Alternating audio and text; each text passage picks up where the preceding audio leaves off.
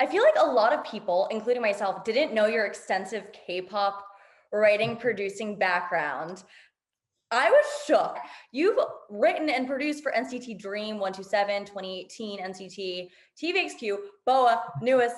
I mean, the list goes long and on.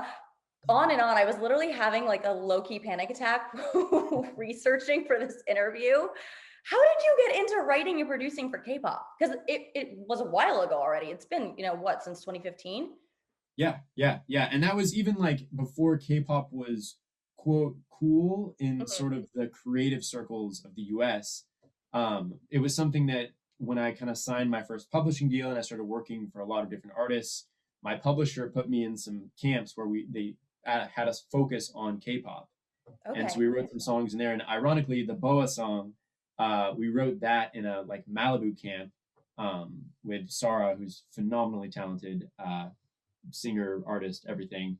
And yeah, we kind of just fell into it. And what I think made it really natural is I'm a way overly complicated person. Like I just love complicated things. And in the US market, it's different in the sense that things are very linear, they're very repetitive, and they're very simple. And with K-pop fans, it's like exactly the opposite. Like the complexity and the musicality and the amount of like different sections and movements and production finesse that goes into everything.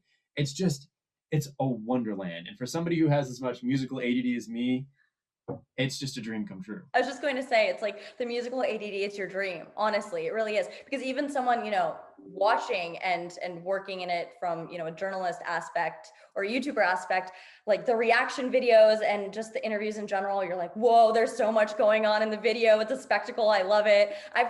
I would say I have to watch a video like 15 to 20 times when it first comes out just to catch the little nuances. It's always moving and it's always progressing. And it has this, even in the darker songs, there's a certain brightness to it that I think is a really kind of pleasant dichotomy. And especially with the world the way it is, there's a lot of sad songs out there and that's really important. But I think the splash of brightness in K-pop is just uniquely special. Have you been to Korea? Have you written there? Yes. Tell me everything. Yeah, I did a writing session there. SM brought a few producers out, and we worked in house in their building, which is like an incredible thing in and of itself because once again, in the US, it's very different. There's a lot of contractors who do different parts of a artist career. So you'll have, the choreographer over here and the producer over here and the mixer and all this stuff. And then all these different people trying to come together under one vision. Whereas there, with a company like SM, they've built something phenomenal where there's studios and mixing studios, but there's also dance studios and choreographers, and everything is in house. So the vision is super aligned. And I was really blown away by that, like working in the SM building and writing songs for all these artists and producing for all these artists. And that building was actually where I produced on Black off that NCT album. And the crazy thing about this, I don't know if this is like commonly known or not, but we had the choreography first. Really? Uh-huh.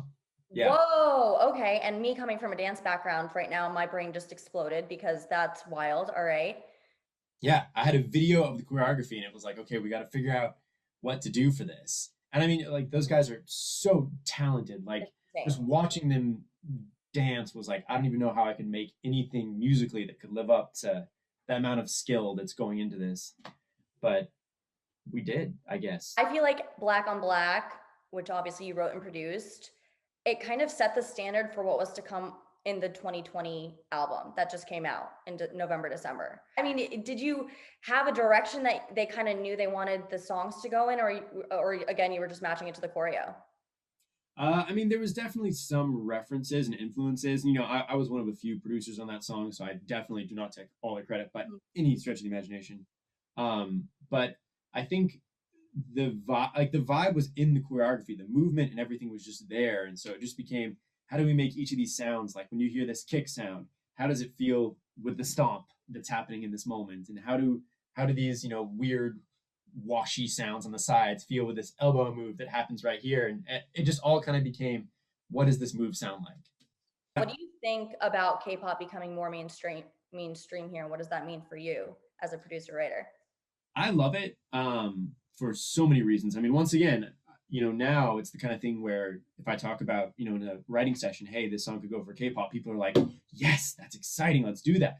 But that wasn't as much the case 3 or 4 years ago. Before, what BTS did changed everything.